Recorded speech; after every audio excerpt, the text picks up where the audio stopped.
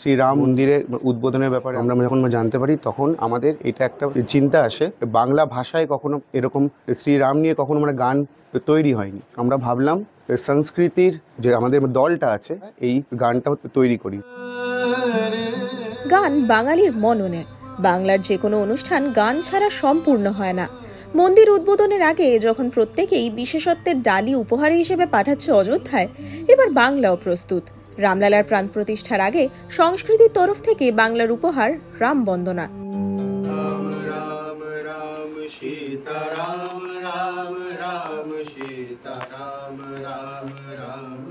রাম মানে আমি যেটা বুঝি ভালোবাসার প্রতীক, সত্যের প্রতীক, আনন্দের প্রতীক।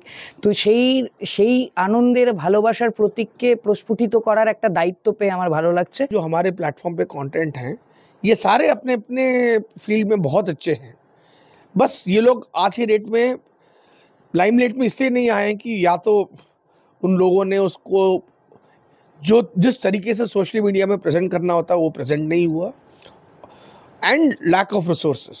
These are the only two things. हमने क्या किया, ये दोनों चीज़ें उनको प्रोवाइड किया और थोड़ा गाइडेंस दिया, एंड रिजल्ट आपके सामने है।